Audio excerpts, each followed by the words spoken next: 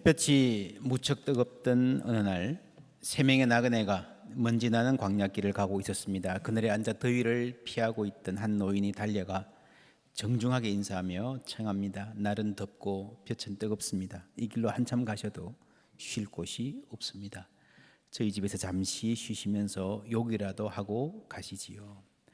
손님들이 기다리는 동안에 노인은 서둘러 떡을 준비하고 손님들 발 씻을 물을 내고 송아지까지 잡습니다. 즐거운 식사 자리가 마치고 나서 손님 중에 가장 어른인 듯한 분이 말합니다. 네 안에 사라가 어디 있느냐? 안 사람이 어디 있는가 묻는 것은 이분이 어떤 중요한 말을 하려는 것 같다는 느낌을 주었습니다. 자신의 아내 이름까지 알고 있다는 것으로 이분이 평범한 사람이 아니다 알 수 있었습니다. 장막 안에 있습니다. 노인이 대답합니다. 손님이 말합니다. 10절 함께 읽습니다. 그가 이르시되 내년 이맘때 내가 반드시 내게로 돌아오리니 내 아내 사라에게 아들이 있으리라 하시니. 이 노인은 아브라함이었습니다. 무려 99세인데 내년에 아이를 낳을 것이다. 놀라운 말입니다. 이 노부부가 어떻게 반응했을까요? 아내 사라는 이 말을 듣고 있었습니다. 이 손님이 아내 사라가 어디 있느냐 묻기만 하고 데려와 보시오 하지 않은 것이 참 재미있습니다. 아마 사라도 들을 수 있는 목소리로 말씀했겠죠. 사라가 그 뒤 장막 문에서 들었더라. 아브라함과 사라는 나이가 많아 늙었고 사라에게는 여성의 생리가 끊어졌는지라. 사라가 속으로 웃고 이르되 내가 노쇠하였고 내 주인도 늙었으니 내게 무슨 즐거움이 있으리요? 내게 무슨 즐거움이 있으리요? 라는 말, 내가 어떻게 임신하겠는가 아니고 이제 나에게는 어떤 종류의 즐거움도 있을 수 없다라고 하는 말. 여러분, 그래도 여러분 다른 즐거움이 있을 가능성이 있지 않습니까? 재산이 내는 즐거움이든지 남편이 잘해주는 즐거움이든지 사람들의 인정을 받고 기억되는 즐거움, 남을 도와주는 즐거움 다 있을 수 있는데 아무런 즐거움도 있을 수 없다라는 말은요, 아들 낳는 이 일이 그에게 얼마나 간절했는지, 그리고 그 희망을 품고 살면서 기대하고 실망하고 또 기대했다가 낙심하고 이런 일이 반복되면서 얼마나 피폐한 상태가 되어 있는지 보여줍니다. 희망 고문이라는 말 아시죠? 내 사위 언제 좀 피하려나, 경제적으로 자립하려냐, 언제 나는 결혼할 수 있을까, 취업, 시험 합격 등등 희망을 갖고 산다는 것은 무척 힘들다는 말, 희망 고문이라는 말에 담겨 있습니다. 오랫동안 고문당한 사람의 몸이 망가지듯이 긴 세월 희망을 안고 좌절을 거듭했던 사람의 속이 시커멓게 타 있을 거라는 사실, 우리도 경험을 통해 알고 있습니다. 희망의 불씨를 끄트리지 않으려고 애면걸면하다가 딱 놓아버릴 때에 온몸에 힘이 빠지고 모든 의욕이 사라진 상태일 수 있습니다. 사라가 쓴 웃음 짓는 것 어느 정도 이해가 됩니다. 여호와 하나님이 왜 웃느냐 하시는데 15절 보면요, 사라가 두려워서 부인하여 이르되 내가 웃지 아니하였나이다 이르시되 아니라 네가 웃었느니라. 이거 사실 사라의 말이요, 완전한 거짓말은 아닌 것 같아요. 속으로 웃었잖아요. 재밌는 게 눈에도 안 보이는 장막 뒤에서 마음 속으로 웃었다, 이중으로 막혀 있습니다. 안 웃었다 해도 거짓말은 아닌 것 같아요. 회사에서 여러분 과장이나 부장이 하도 어이없는 말을 하길래 속으로 욕했습니다. 너 왜 욕해? 욕 안 했는데요. 거짓말 아니잖아요. 속으로 웃어요, 속으로. 근데 여기서 하나님이 웃었다고 다그치거나 혼내거나 너 웃었으니까 취소야 라고 하시는 것 아니고요, 그냥 그렇게 말하고 넘어갑니다. 참 재밌는 대목입니다. 다만 사라가 웃었다는 사실만 명확하게 확인하시는 거예요.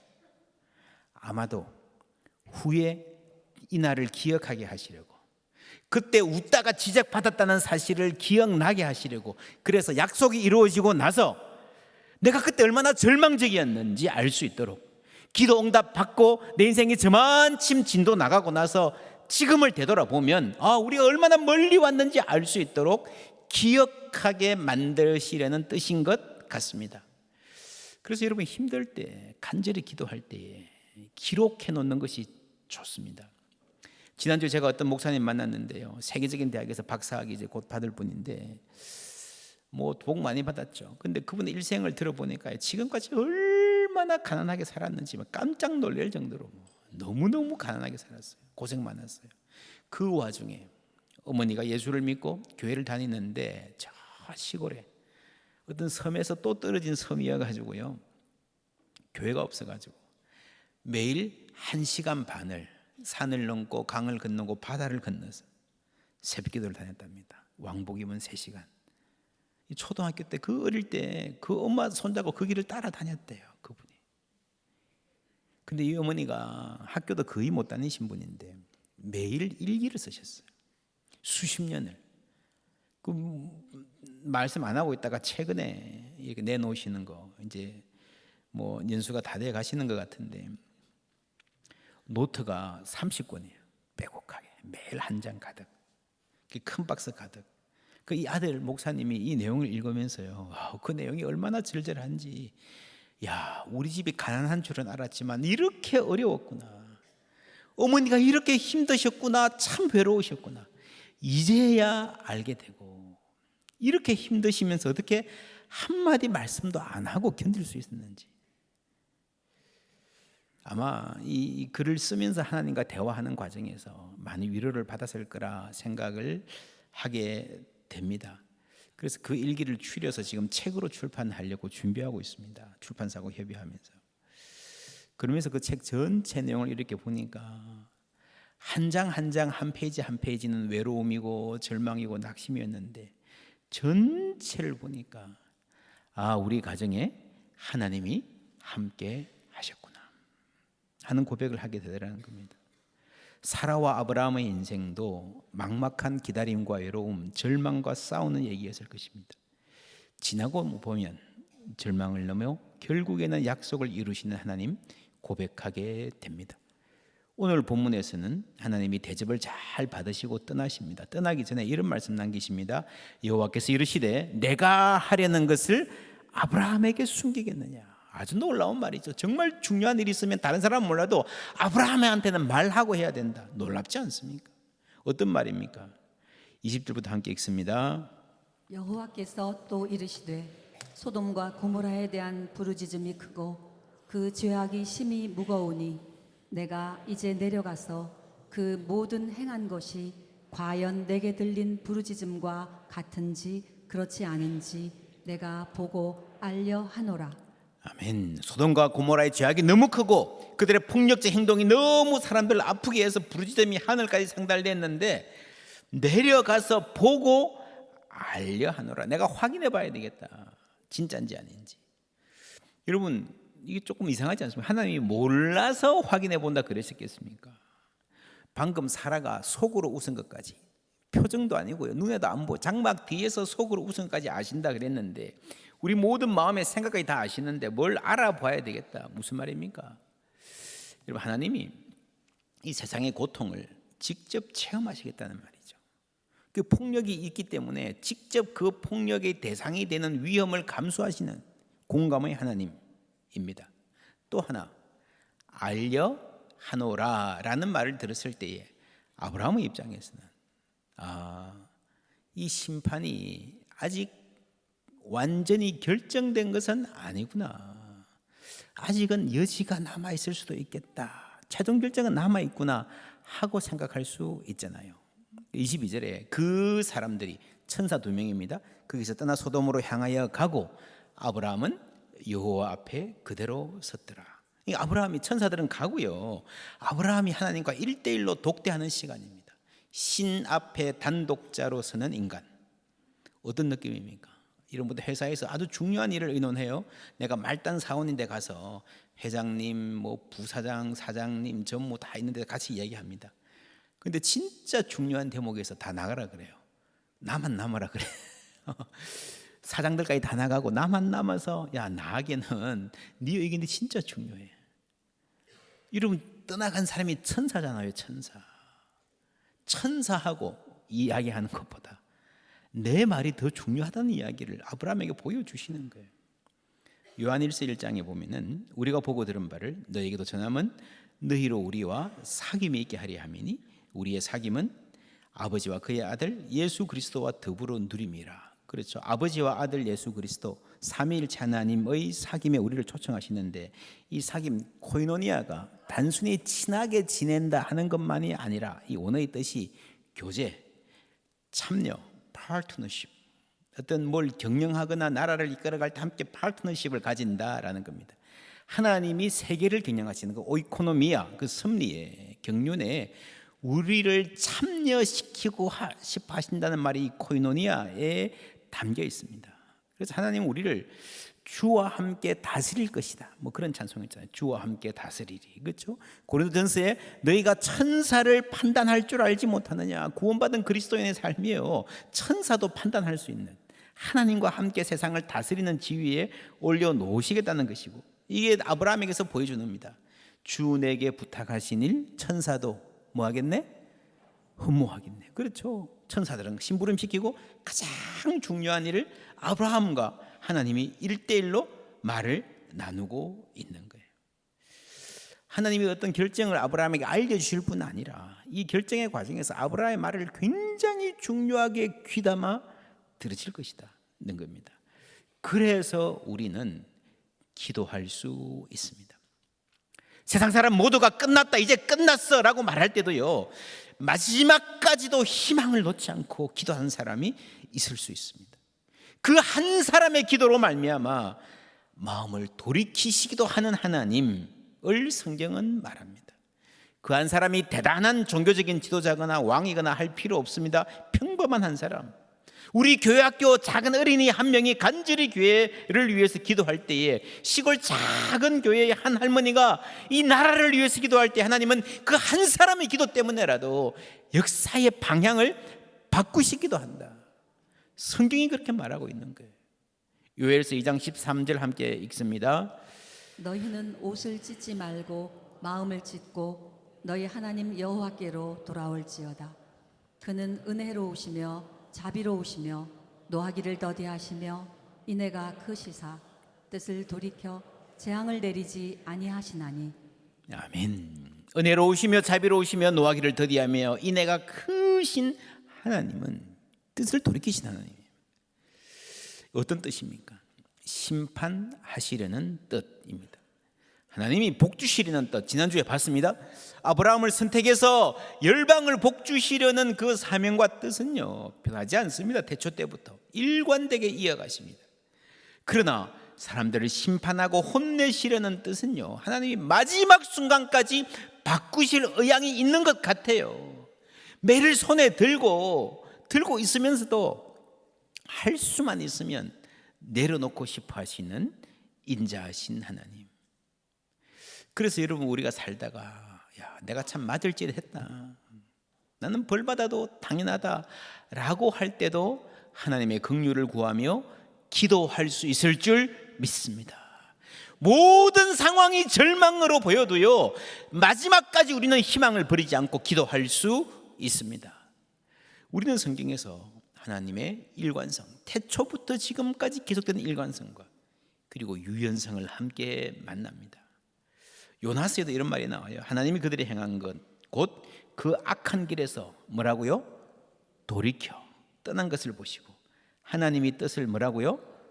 돌이키사 그들에게 내리라고 말씀하신 재앙을 내리지 아니하시리라. 돌이키는 하나님. 여러분, 요엘서에도 너희들이 돌아오면 하나님이 돌이키시라는 말이 똑같이 나왔고요, 요나서에도 너희들이 돌이키는 걸 보고 하나님이 돌이키실 것이다. 여러분, 사람이 돌이킨다라는 말은 뭐로 번역하는가 하면요, 사람이 회개한다라는 말로 번역합니다.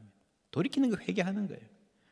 여러분, 하나님이 돌이킨다, 회개한다, 아주 부적절한 단어죠. 그런데 이런 단어를 쓰면서까지 하나님의 성품을 말씀하시는 거예요. 하나님이 돌이키시는 이유는 피조 세계 전체를 사랑하시고 모든 생명을 아끼시기 때문입니다. 여러분, 피조 세계 전체를 사랑하면 여기에 소돔과 고모라도 포함될까요? 안 될까요? 되죠. 모든 생명을 아낀다 할 때에 소돔과 고모라 사람들도 포함되는 거예요. 여호와께서 이르시되 내가 수고도 아니하였고 재배도 아니하였고 하룻밤에 났다가 하룻밤에 말라버린 이 박능쿨을 뭐라고요? 아꼈거든. 하물며 이 큰 성읍 니느웨에는 좌우를 분빈하지 못하는 자가 12만 명이요 가축도 많이 있나니 내가 어찌 뭐라고요? 아끼지 아니하시겠나. 니느웨 사람도 아끼신다는 거예요. 소돔과 고모라 사람도 끝까지 아끼시기를 원하는 하나님의 마음인 겁니다. 여러분, 요나도 박넝쿨을 아꼈어요. 요나는 왜 아꼈습니까?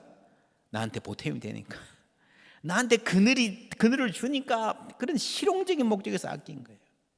하나님은요, 별 보탬이 안 돼도 그 생명 자체를 사랑하고 아끼시는 줄 믿습니다.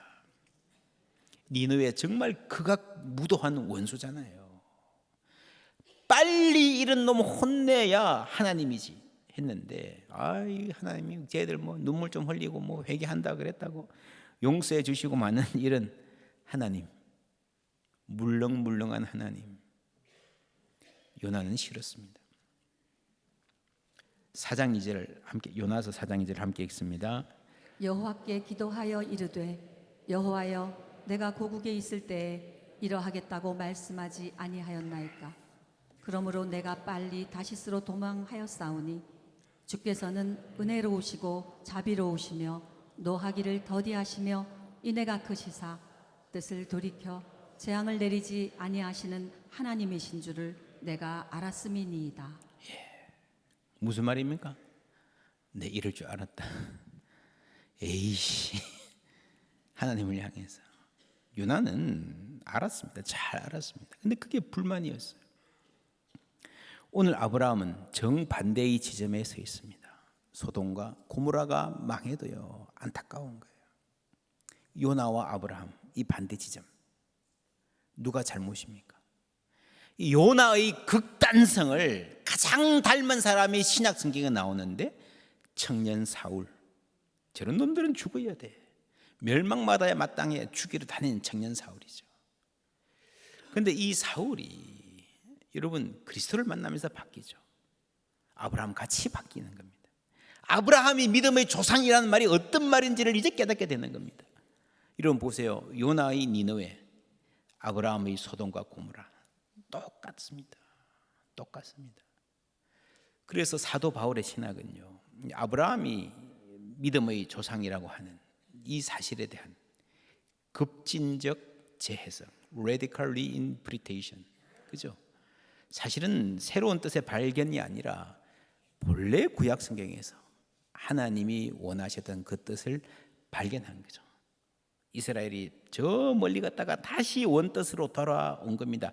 아브라함은 처음부터요, 나쁜 놈들 혼내 주셔야 됩니다, 그런 인물이 아니라 천하의 악인을 위해서도 불쌍히 여기며 기도했던 사람들입니다.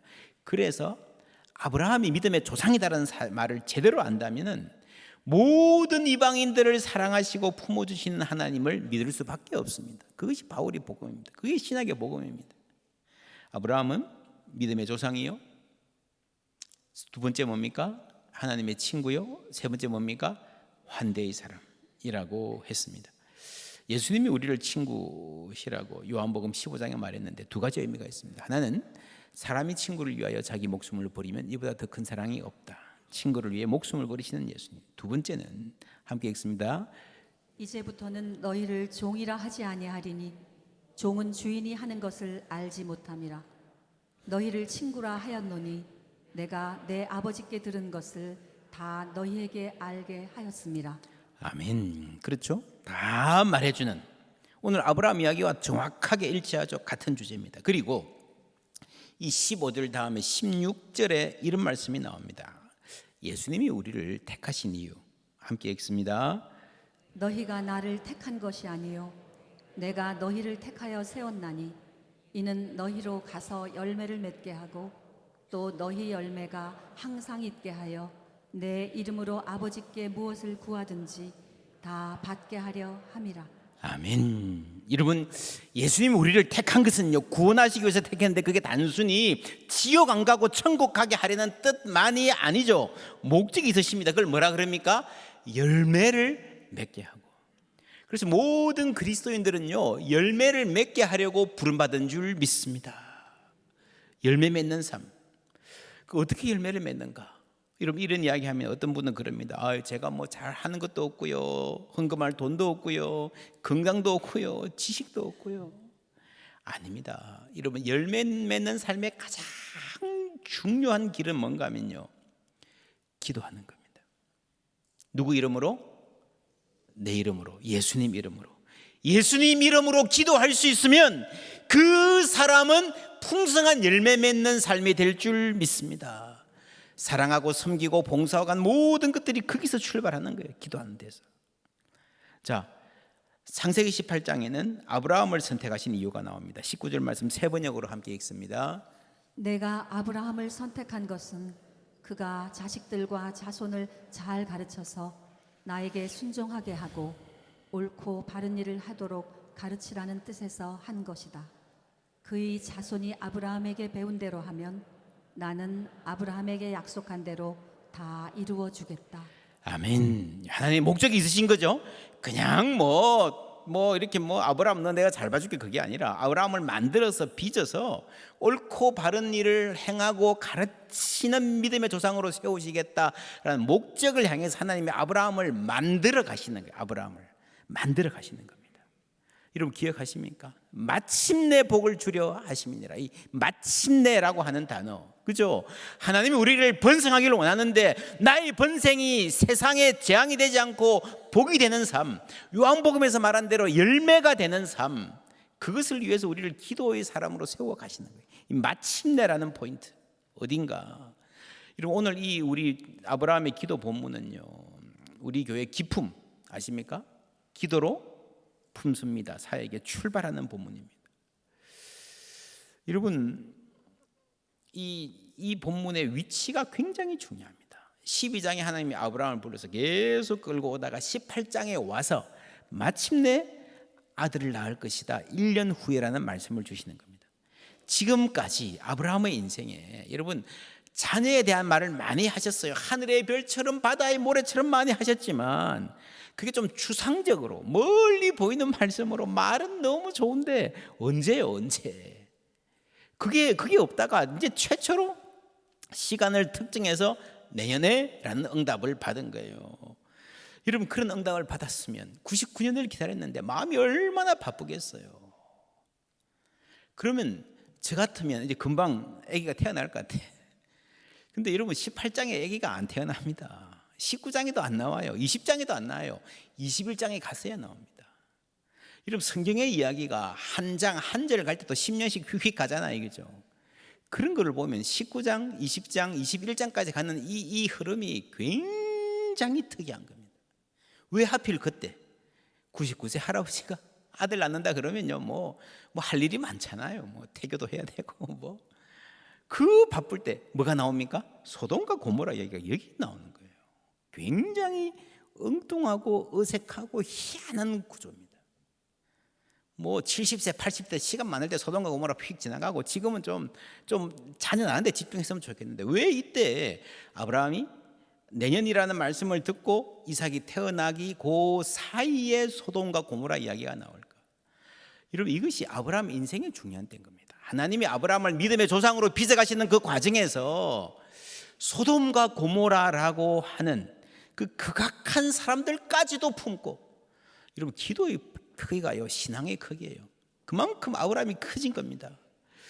간절히 기도하는 사람으로 하나님이 세우시면서 마침내 복을 주려 하심이라.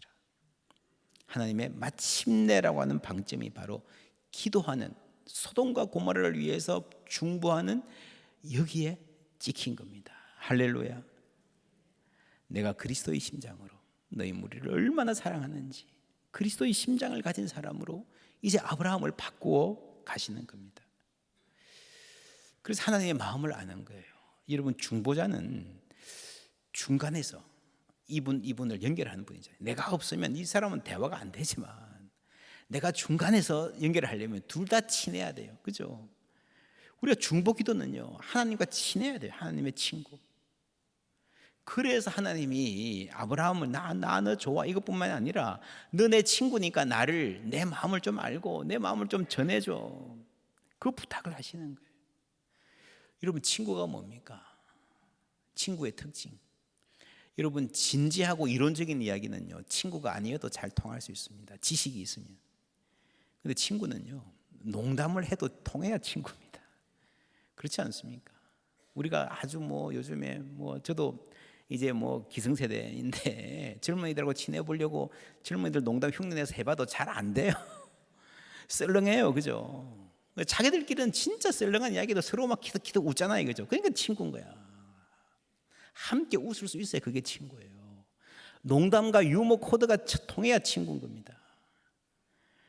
아브라함과 사라는요, 하나님이 진지하게 말씀하시는데 웃었습니다. 쓴 웃음을 지었습니다. 아직 함께 웃는 친구까지는 못 된 겁니다. 여러분, 이 아브라함의 가정과 하나님, 이 웃음이 하나로 합쳐질 수 있을까요? 그 질문을 가지고 우리가 계속해서 성경을 읽어볼 수 있습니다. 또한 중보자는 신뢰할 수 있어야 됩니다. 너 말을 들었으라도 내가 그렇게 하마, 그렇잖아요. 그래서 여러분, 두 도시가 이 멸망하는 이 엄중한 심판 앞에서 내가 중보자로 나선다는 것은 내가 그럴 자격이 있는가 돌아보게 됩니다. 27절 8절 함께 읽습니다. 아브라함이 대답하여 이르되 나는 티끌이나 재와 같사오나 감히 죽게 하려나이다. 50의인 중에 5명이 부족하다면 나는 티끌이나 재와 같사오나 무슨 말입니까? 나는 자격이 없다는 거예요. 나는 공로 없사오나 말씀을 드리는 게 누군가가 해야 되니까. 여러분, 소돔과 고모라에 10명이 없었잖아요. 몇 명 있었을 것 같아요? 예레미야 5장 1절 함께 읽습니다. 너희는 예루살렘 거리로 빨리 다니며 그 넓은 거리에서 찾아보고 알라. 너희가 만일 정의를 행하며 진리를 구하는 자를 한 사람이라도 찾으면 내가 이 성읍을 용서하리라. 한 사람이라도 찾으면, 구약 성경의 주제가 놀랍게 여러분 하나로 일관되죠. 한 사람이라도 찾으면. 우리가 오랫동안 그랬습니다. 이 한 사람이라도. 그래서 옛날부터 우리라도 바로 하자. 내가 그 한 사람이 되자. 기특한 생각이지만 안 될 가능성이 많습니다. 나도 티끌이나 재와 같으니까. 나도 죄인이니까. 내가 열심히 해서 이 죄악을, 이 사회의 죄악을 우리가 진짜 열심히 해서 이 한국교회 수치를 좀 빼는 사람이 아니라 우리도 보태는 사람이 아닌가. 의인은 없나니 한 사람도 없다 하셨습니다. 롯도 아니에요. 사실은 아브라함도 아니에요. 이 소돔이란 말이 나오는 걸 성경에서 찾아보면요, 예수님의 말씀이 나옵니다. 함께 읽습니다. 가버나움아, 내가 하늘에까지 높아지겠느냐? 음부에까지 낮아지리라. 내게 행한 모든 권능을 소돔에서 행하였더라면 그 성이 오늘까지 있었으리라. 여러분, 가버나움, 이 이스라엘 사람들은요, 역사에서 배워서 성경에서 봐서 소돔, 그 나쁜 놈들이라는 걸 알고 있었습니다. 근데 예수님 무슨 말씀하세요? 너희들은 더 나빠. 너희들이 소돔을 비난할 자격이 없다라는 날쌘 말씀을 주십니다. 누가 소돔을 비난하는가? 사실 이 말씀은요, 예수님이 처음 하신 말씀이 아니에요. 구약에서부터 나오는 말씀입니다. 또한 이사야가 미리 말한 바, 만일 만군의 주께서 우리에게 씨를 남기듯이 아니하셨더라면, 우리가 이만큼 신앙생활 유지하고 있는 것도요, 하나님이 남겨두셨기 때문에 하나님 은혜로 된 거라는 거예요. 아니었으면, 이런 은혜 안 주셨으면 우리가 소돔같이 되고 고모라와 같았으리로다 함과 같으니라. 이스라엘, 이 구약의 신앙에 남긴 위대한 점이 있다면 죄를 짓지 않았다는 것이 아니라 자신이 죄인이라는 사실을 알았다는 것입니다. 내가 죄인이라는 것을, 자기가 없다는 걸 철저히 알 때에 우리는 하나님의 은혜를 구하게 될 줄 믿습니다. 하나님의 은혜를 아는 사람은요, 이웃을 향해서도 함부로 판단하지 않습니다. 마음이 열리게 되어 있습니다. 요나는 그랬습니다. 하나님, 왜 이렇게 물렁하십니까? 좀 제대로 좀 심판해 보세요. 야, 내가 칼같이 심판한다면 너부터 여기 있지 못해. 그렇지 않습니까? 그렇게 뺀질대고 그렇게 도망가고 하는 말마다 불평이고, 그런 요나가 아직도 선지자 노릇하는 거 보면 하나님이 물렁하신 게 틀림없습니다. 나 같은 사람이 아직도 권사고 아직도 장로고 아직도 목사 노릇하는 거 보면 하나님이 물러 터진 게 틀림없습니다.